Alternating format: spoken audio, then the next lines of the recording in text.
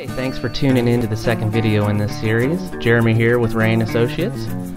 Before I get into demonstrating how this salary projections model works, I think it's important to go over just the simple basics of how a VLOOKUP function works. Okay,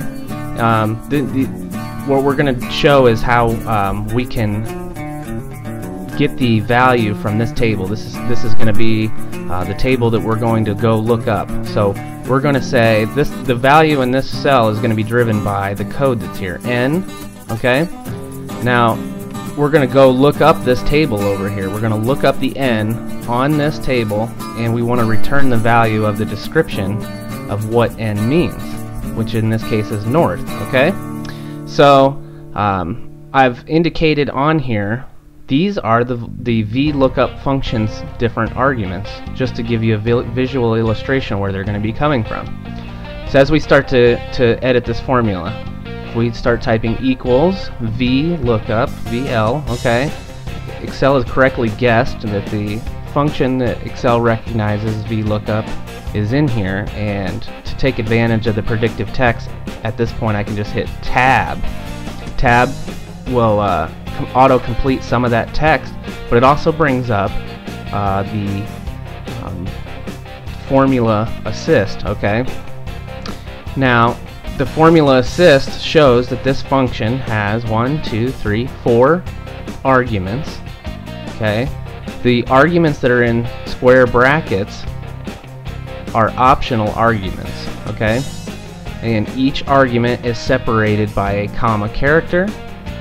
The current argument that you're working on is the lookup value because it's bolded. Okay, so I really pay attention to this and use this because it helps me build these formulas, especially when they get very complex and if you're nesting a function within a function or something to that effect. So let's get started. The first argument is the lookup value, which I've indicated is here. We're going to look this value up, comma for the next argument. You see the next argument is now bold, the table array. The cells that I shaded in this light blue color are the table array, so I will just drag and select that. Now in order to copy this function all the way down into these other cells in this column here, I need to make sure that I have my $signs for an absolute reference to that range, so that the table array doesn't shift down as I copy this down the columns. So I just hit the F4 key one time to get all those $signs there, comma for the next argument. Now the column index number on this array, the leftmost column is always the column that you're going to be searching for your lookup value. So the lookup value always needs to occur in the leftmost column, which would be column index number 1. This particular array only has 2 columns, so the column index number here has to fall within the range that's defined in the array, so it would either need to be a 1 or a 2. Okay, in this case we want to return the value of this function is going to be the description, which comes from column index number 2. So we'll type a 2, comma for the final argument, which was optional, but I find it's a best practice to be explicit. It's given us an option for true, meaning an approximate match, or false, meaning an exact match. So you can either type false here, or I'm just going to arrow down to it and hit Tab to auto-complete that.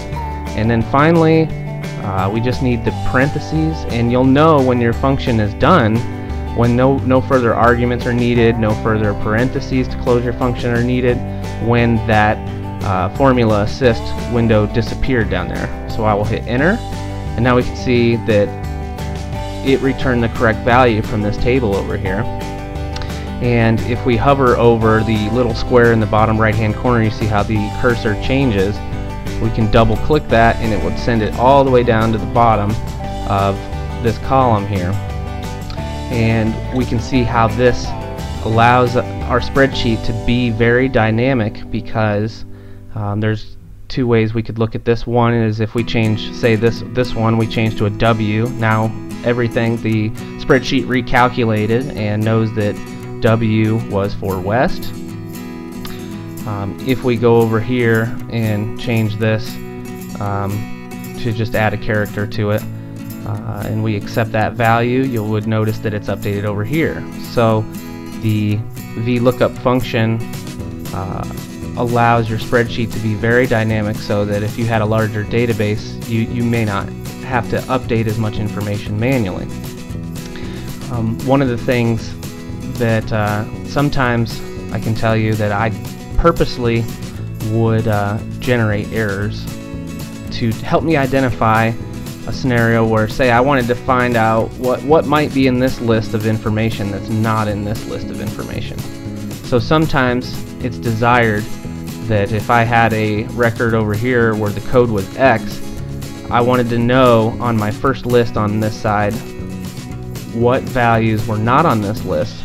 Intentionally, I found an error, and now I know where these two lists are different. So that is one example that I would intentionally find value in the fact that the VLOOKUP returned an error.